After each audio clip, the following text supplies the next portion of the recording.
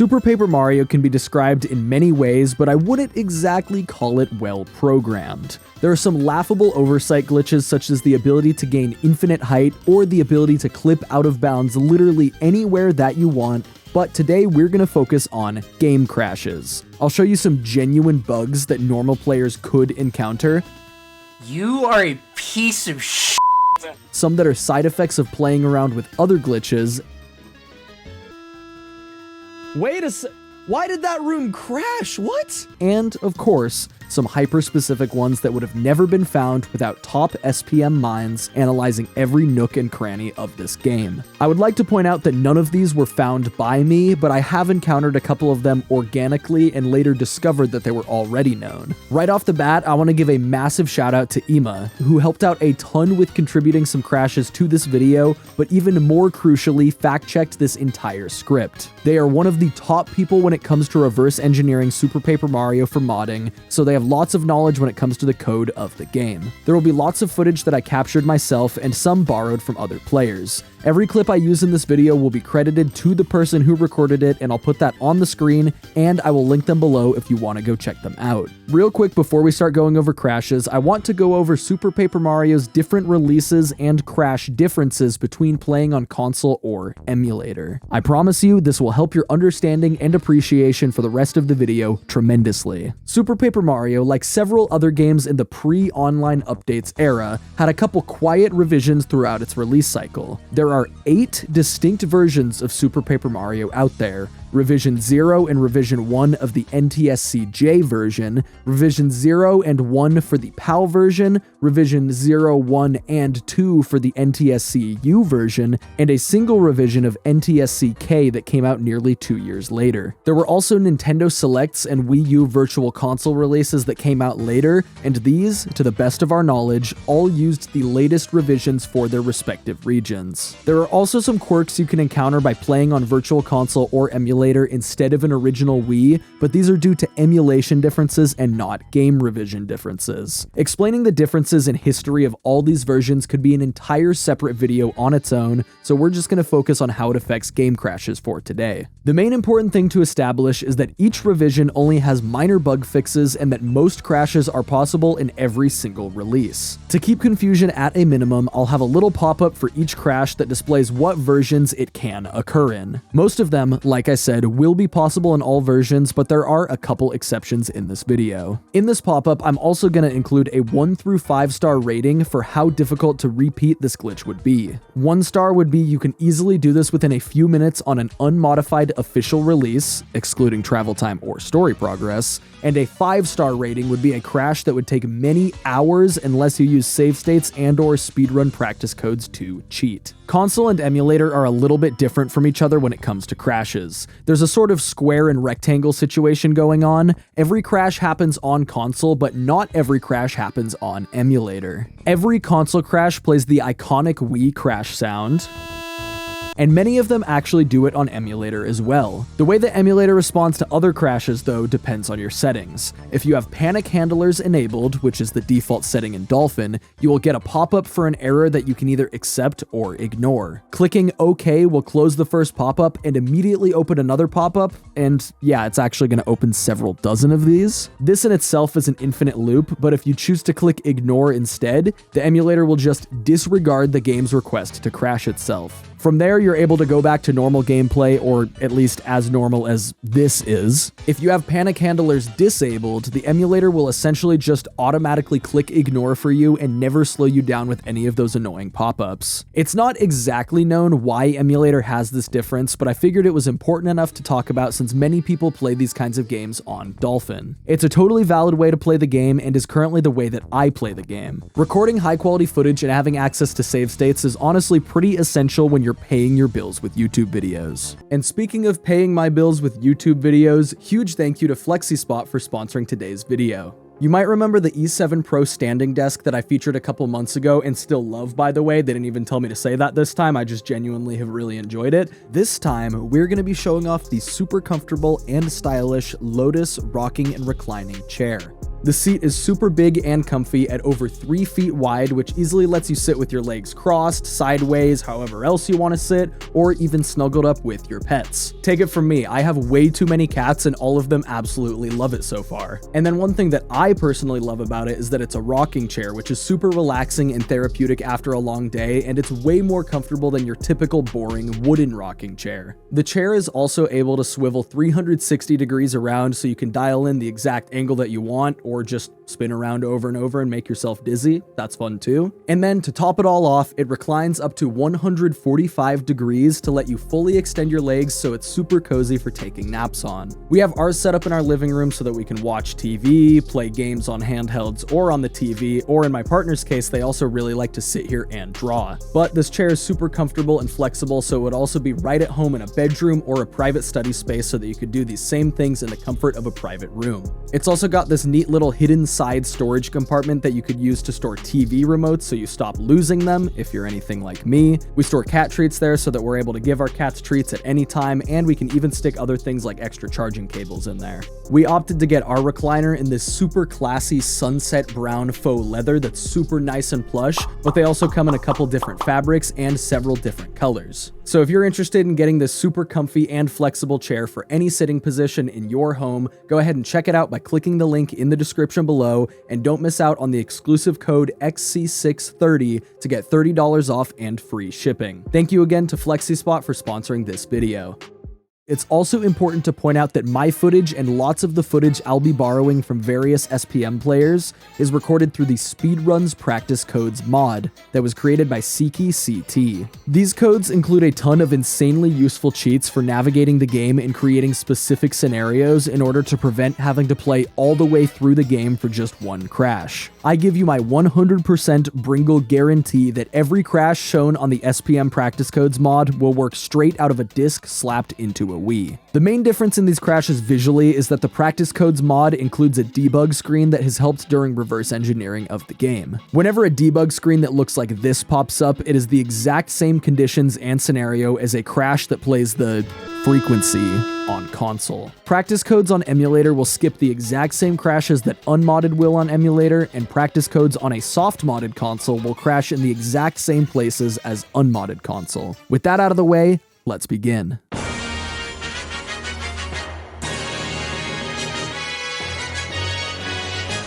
This game, in all honesty, doesn't have that many crashes that a normal first-time player would encounter. This segment is still worth including though, because both the examples I have may just be the most interesting ones in the whole video. Lots of lists like this start slow and escalate as they continue, but we're just going to start with bangers the whole way through. Funnily enough, this is one of the few version exception things that I mentioned earlier, and it is known as the JP crash. How exactly do you make the JP crash happen? You play the game. I'm not joking. While playing JP Revision 0, JP Revision 1, and actually US Revision 0 as well, the game can just randomly crash. Without any rhyme or reason or patterns, the game can freeze up and you hear that iconic Wii crash sound.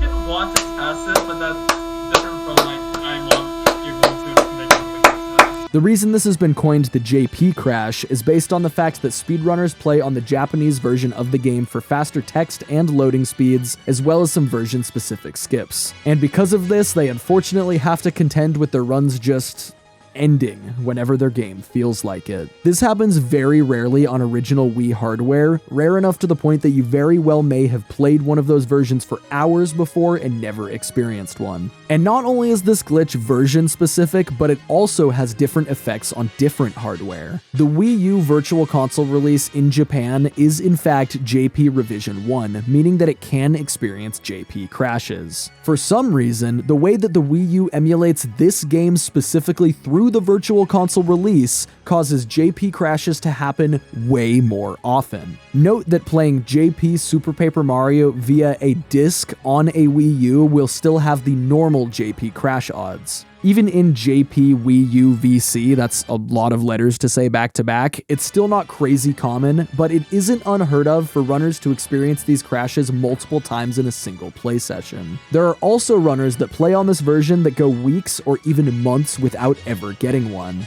Now you're probably thinking, oh, well, why don't runners just play on a Japanese disc so that they don't crash as much? Well, Wii U Virtual Console, the version that crashes the most, also happens to have the fastest load times of any official release of the game. The funniest part about JP crashes, though, they don't happen on emulator. No matter which versions you play, the game will not hit a random crash. This is because there's some error in those particular versions of Super Paper Mario that causes Wii hardware to bug the fuck out, but it doesn't cause any problems for emulator. This is unfortunately about as well as this phenomenon is understood, and remember that it's through a game of telephone from Ema to Bringle to you. I know this all sounds like a massive problem with Super Paper Mario speedrunning, but realistically, it's only an issue for top level play. You can speedrun the game on any version, and the time saved from using JP Wii U VC isn't that important until you have a really good time. The US Virtual Console release on Wii U is the second most optimal version of the game to speedrun on, only having slightly slower load times and lacking a trick called green bridge skip that saves a couple minutes. 2 minutes in a speedrun this long is a drop in the bucket until you get to top level, so I just wanted to throw that in there so nobody is discouraged from learning SPM speedruns. The other game crash that a normal player could find also happens to be another version specific one. I swear, like, the rest of the crashes in this video are possible in all versions, it just so happens that the most nonchalant ones are also only in certain versions of the game.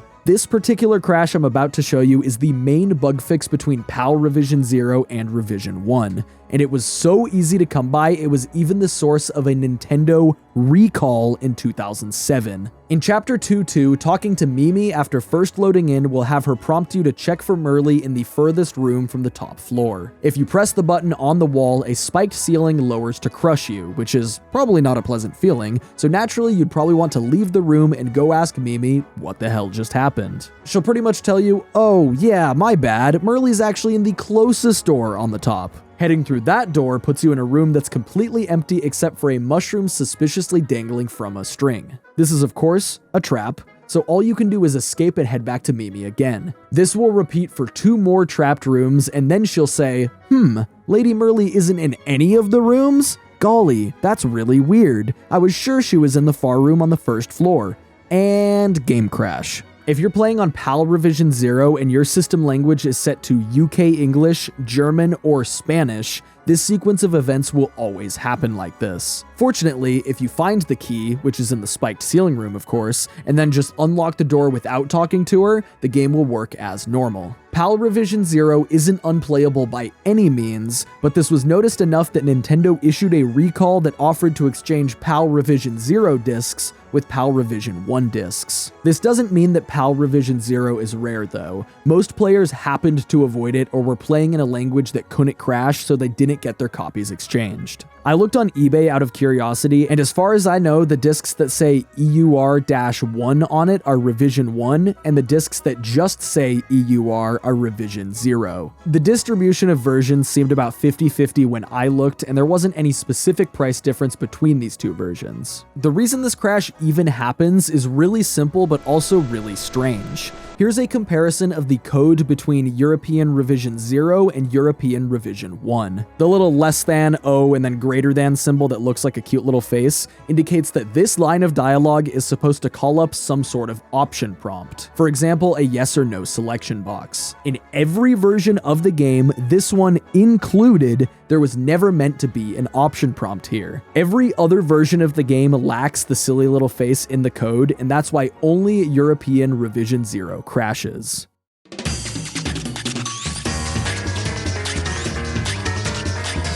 Now, let's focus on what happens when you try to play God. Messing around with some of the clearly unintended glitches that this game has to offer can occasionally result in game crashes. The best example to help explain this is one that I encountered during a playthrough of the hard mode Rubies and Magic mod, but it functions the exact same in vanilla. After defeating the final boss in that mod, I wanted to death reset myself so I could play it again with a different setup, so I just wandered into a random chapter to bump into some enemies. I picked 7-4 for no particular reason, and when I went through this door right here, my game crashed. Crash sound and all. I was confused, but I shrugged it off for the moment, and later Ema DM'd me to explain what had happened. During this playthrough, I decided to do a trick known as the Rainbow Bridge Skip since none of the enemies in 7.4 were changed besides the boss. The intended method of doing this segment is known for being pretty tedious, requiring you to track down 3 different orbs to build a bridge across the sky. Rainbow Bridge Skip uses several frame-perfect Thudley jumps in a row to cross the gap without the bridge, and it saves a ton of time in speedruns.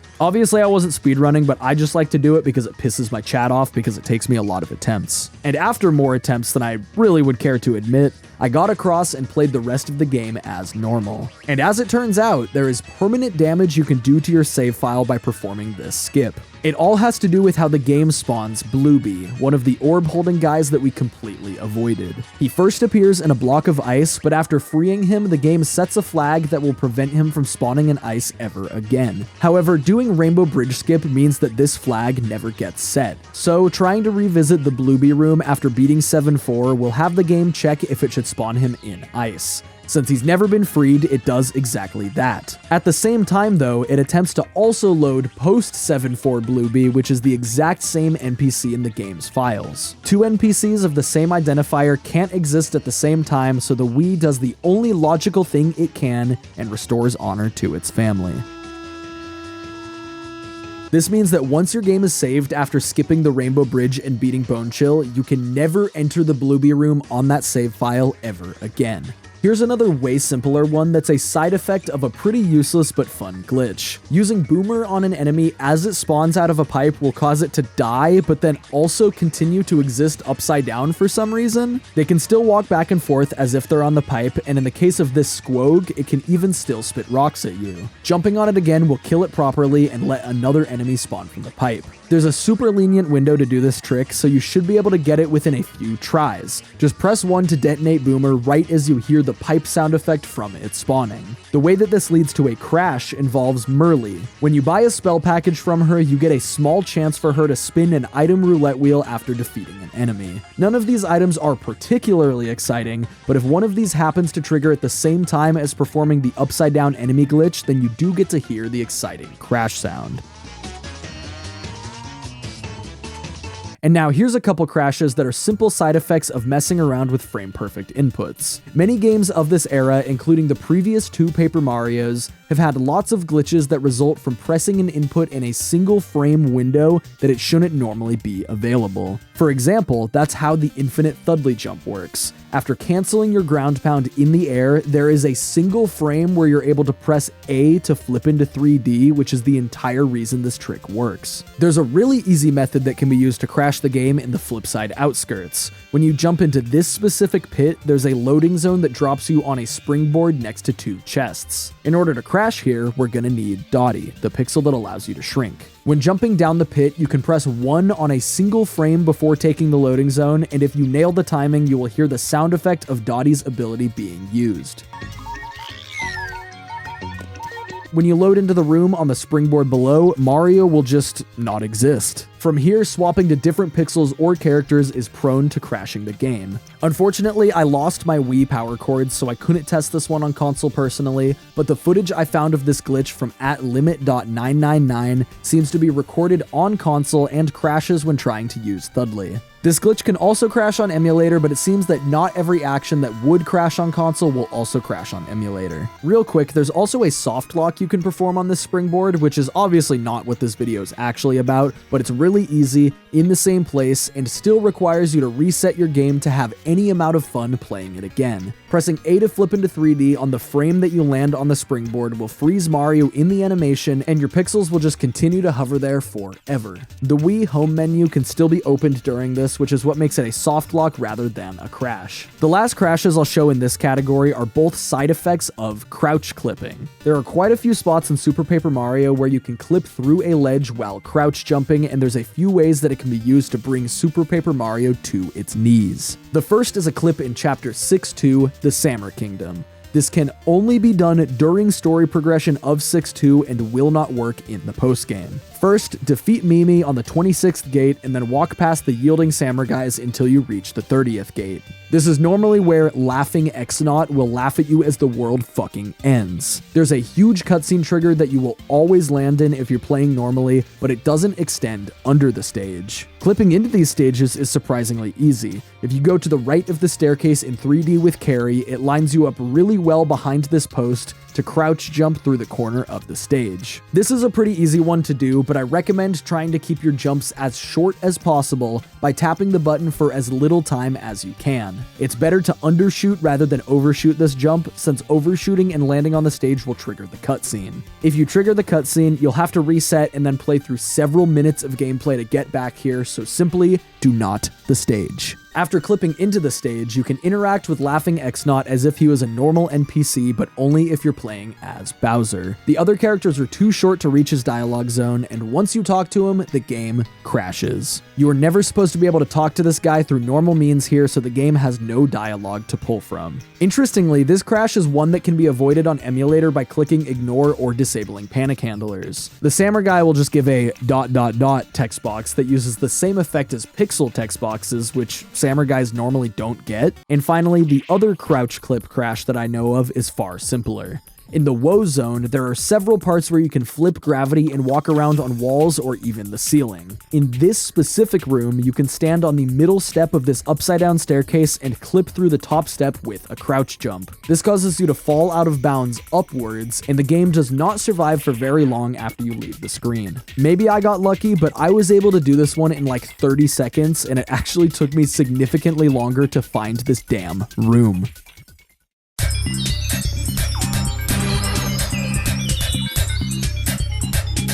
Okay, remember that sense of rationality that we kind of had, glitches that normal players could encounter, or things that could happen when you're using other useful glitches? Well, let's throw all of that out the window and look into some crashes that could only be found by people actively trying to shake this game apart. We'll start with the crash % world record speedrun method. This is also an incredibly easy one to perform on your own game. Head into either the flipside or flopside Pit of 100 trials and play until you encounter a room that has the door spawn on the second level from the ground. The enemies in every room are predetermined, but the layouts are semi-randomized.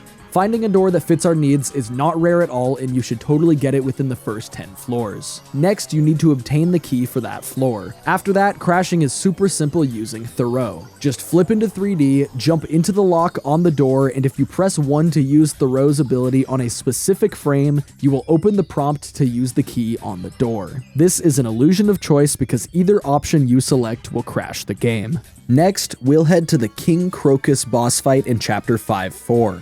This fight has two phases. In the first one, he operates as a big multi-headed plant. In phase 2, he flies around on his own and summons spinning petal projectiles. If you set up a fatal attack on King Crocus with Boomer, it's possible to pause on the exact frame that he dies. If you use an attack item while paused on this frame, the game will attempt to target the petals that don't technically exist anymore. And since the petals don't exist, the game gets confused and crashes. Emulator can ignore this crash, but the game ends up soft locked in place anyways. And now let's take a look at my personal favorite crash in this entire video, which will take us to the Mimi fight at the end of Chapter 2. The first version of this crash that I saw was probably the most difficult one out of everything that you have seen before it or will see after it to get on an unmodified official release. On Mimi's final leg, you have to place Boomer, get the final hit on her, and then as she's falling down, you need to detonate Boomer early with the 1 button on a specific frame, and then a split second later, you need to press the A button to flip into 3D on another specific frame.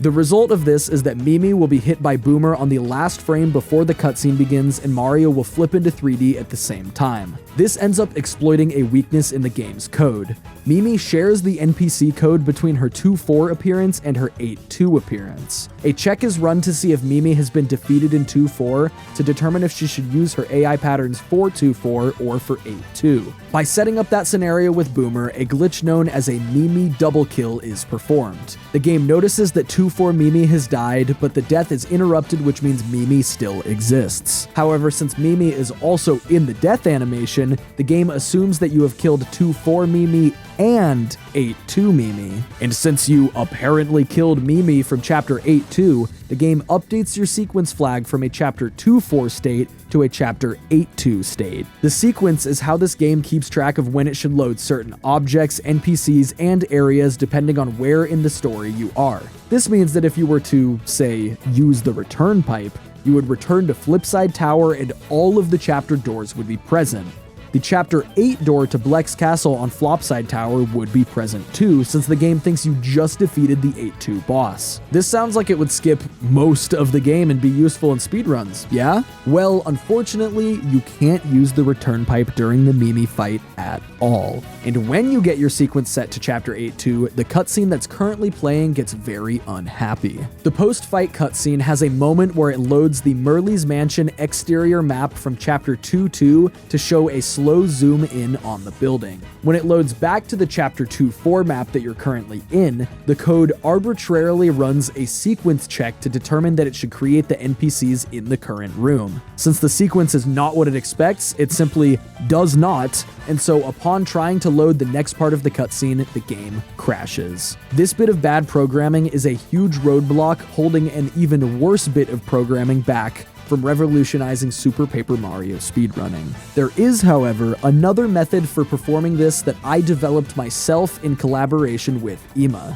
I had found a thread they posted in the SPM speedrunning Discord around 2 years ago about the effects of a glitch known as double attacking. Double attacking involves damaging an enemy with one source and then pausing and using a Thunder Rage on the same frame they take damage. This is generally done using Boomer in combination with that Thunder Rage since he can be detonated remotely. They mentioned that double attacking Mimi on her last leg and then using any attack item other than a Thunder Rage on the last frame before the cutscene begins would lead to a similar effect from the previous method. A sequence update followed by a game crash after the zoom in on the mansion. Curiously, if you do use a Thunder Rage, 8-2 Mimi will spawn temporarily and then despawn as the cutscene continues without updating the sequence and without crashing the game.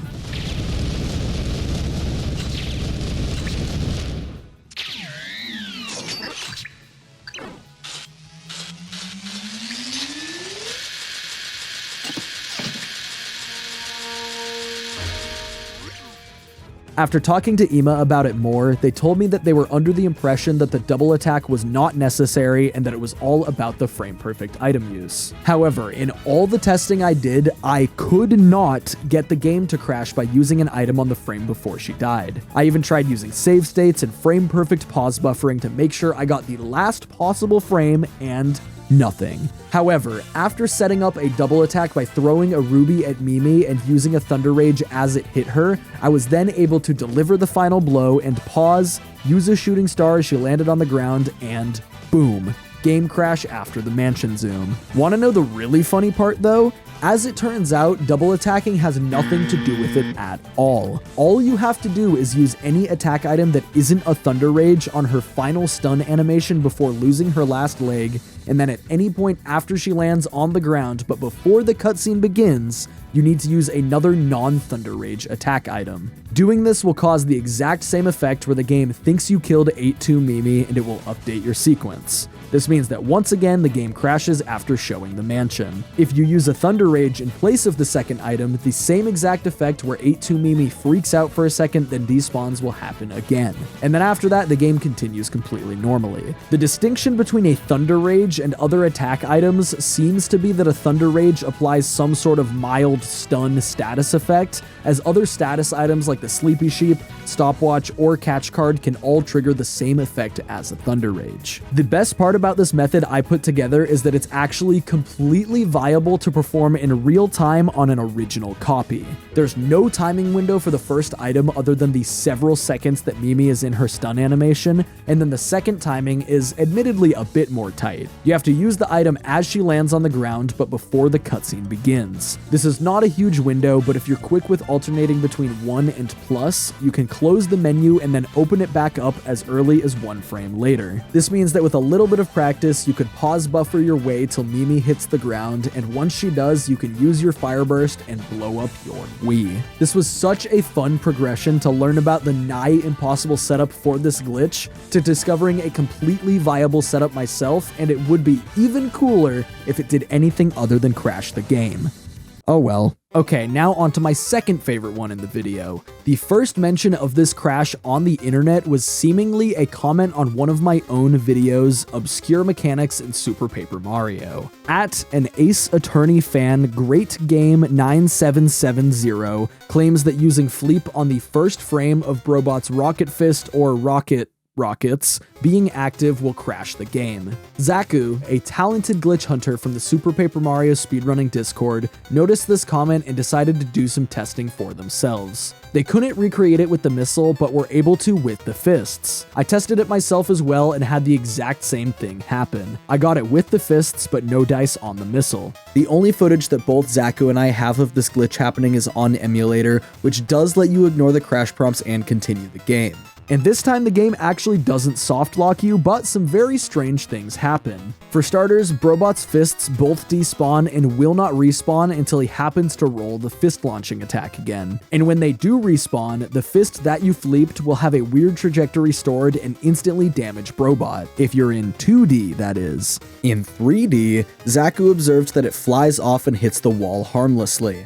Ima asked Cora, another super cool SPM speedrunner, to test this on console since neither Ima or me had access to a Wii at this time. Cora spent about 30 minutes fishing for this singular frame with Fleep with the practice codes and was able to confirm that this does crash as you would expect on console. Huge shoutouts to Cora for testing this and letting me use the footage in the video, and shoutouts to an Ace Attorney fan Great Game for mentioning it to begin with. And now here's a quick but oddly specific one. During the first O-Chunks fight, you're able to pick him up and flip into 3D, bringing him with you. A really precise throw into the wall, followed by a regrab, followed by a press of the Wii home menu button, will cause O-Chunks to damage Mario and clip out of bounds. If you use an attack item like a Fire Burst to kill him as he's falling, he will successfully be killed, but the game will pretty much immediately crash. This is yet another one that triggers panic handlers on Emulator and can be bypassed, and the game continues normally. Luckily though, Moonrise got footage of it on both Emulator and completely unmodified console, so we can see that it does indeed crash on original hardware. Next up, let's take a look at some crashes that can happen by clipping through walls and making some out-of-bounds shit happen. These next crashes will all utilize setups involving the slim gold bar clip. This glitch is one of the most useful in Super Paper Mario speedrunning because it's not very hard and works on like every wall in the game. When you examine the gold bar item in your inventory in this game, Mario will toss it out as if his inventory is full, letting you pick it back up. This is intended to just be a silly cosmetic effect, as gold bars are just a really valuable sell item and nothing else, but this innocent little Easter egg gives way to arguably the most powerful glitch in the game. Grabbing the gold bar against a wall while you're using Slim in 3D also will nudge you right into the wall. From there, you have lots of options, including navigating around the 3D floor's outer seam. So on that note, our first crash involving this glitch will use the final heart pillar in the game, but this is possible on a few of them. This particular video clip shows a long sequence of an out-of-bounds seam navigation in order to get near the heart pillar on the out-of-bounds seam, but it is entirely possible to clip out of bounds with a gold bar right next to the pillar and do this as well. All you have to do is attempt to place the pure heart in the pillar while in 3D, and as the cutscene forces the camera back to 2D, Mario will fall through the world. The game will try to respawn Mario, but it gets really upset and crashes. Next up is a really fun one that takes place in the final room of Chapter 3-2. This is where you fight the big blooper, which is the worst boss fight in the game by the way, and you need to be in the game state where he will spawn. You can gold bar clip your way out of the back wall in 3D and then swim along underneath the map until you hit the cutscene trigger. Once you do, Mario will sink and eventually take damage and respawn during the cutscene, and as he does, game crash. Clearly this game has some sort of problem with respawning Mario during cutscenes, but this isn't even the only way to crash the game with this cutscene. I've been so excited for this entire video to show you this one. I think it's an underappreciated gem like Super Paper Mario itself. And this is the speedrun for Super Paper Mario Bitacuda Skip Percent. Bitacudas, by the way, are these funny looking 3D fish guys. The goal of this speedrun is to crash the game on the blooper fight, but without ever passing the Bitacudas on your screen. I guess. There is literally nothing special that happens from skipping them or anything. The speedrun is just a big joke. It's pretty much just a really good speedrunner performing an insanely arbitrary glitch and putting a speedrun timer over it, and I gotta say, I'm all here for it. To be fair, in this video, Moonrise does start from the beginning of the game and even plays through the entire Pit of 100 trials. This side quest is literally just for the purpose of unlocking Dashel, but what I'm about to explain to you is so stupid that doing the entire pit to unlock Dashel will save time. So the way that this glitch works uses a gold bar clip in the same spot, but instead of swimming to the right underneath the map, Moonrise goes left. Now, what could possibly be the point of doing this? Well, don't worry, we're gonna find out about 4 hours from now. Yes, Moonrise sits here at the game and holds the pixel button to run and holds left in order to move as fast as possible for 4 hours. This is why the pit saves time. It only takes an hour or so to complete, but Dashel saves multiple more hours literally just from faster movement speed. And what, perchance, happens after 4 hours of holding left? Moonrise magically hits a cutscene trigger, the camera zooms out to an insane degree that you're never supposed to see, blooper begins to spawn in, and game crash. Now, what the fuck happened here? Well, let's take a look at the explanation provided by Moonrise in the pinned comment. Super Paper Mario stores Mario's position in a pretty standard way, but when checking for cutscene triggers, it actually loads this position into something called an EVT script. At risk of oversimplifying things, let's just say that Mario's actual position and the position used to check for cutscenes are usually the same numbers, but things get pretty weird when Mario goes to way further coordinates than he ever could in bounds. This is actually kind of similar to how parallel universes work in Super Mario 64, but in this case, it just relates to cutscene triggers. The effect of these differences in Mario's normal stored position and his cutscene check position is that every cutscene can essentially be triggered from absurd out-of-bound coordinates, and in the case of this particular blooper cutscene, it's near negative 1.8 million on the x-axis. However, the developers never expected anybody to trigger this cutscene from such a crazy position, so the game completely screws itself while trying to calculate where Mario should be and ends up attempting to move him to positive 2.4 billion. The game has crumbled under far less, as we've seen today, and so it crashes. And by the way, it was brought to my attention that literally the next day after this run, another SPM speedrunner named Little Crap beat the Bidacuda skip percent record by over 1 hour and 30 minutes. It seems like LC shaved off 30 or so minutes on the actual gameplay and a whole hour off the holding left part. And so, I hope you enjoyed this deep dive into Super Paper Mario's insane collection of game crashes. I had so much fun poking around this game and testing these out for myself, and I hope that you guys have fun doing it too. I'm planning on doing more videos about mechanics and glitches in Super Paper Mario, so make sure you subscribe if that's something you're interested in. Thank you so much for watching all the way through this video. If you've made it this far, then genuinely, I can't thank you enough. I had a lot of fun with this video, and the fact that you watched all of it does a ton to support the channel. And as always, special thanks to the Bringle members for being such dedicated supporters of this channel. It really means a lot to me. If any of you watching this want to help my channel grow further, then make sure you like and comment and subscribe, because those are the types of things that influence the YouTube algorithm into promoting videos to other people. That's all from me for today though. Make sure you guys take very good care of yourselves, and I will see you in the next video.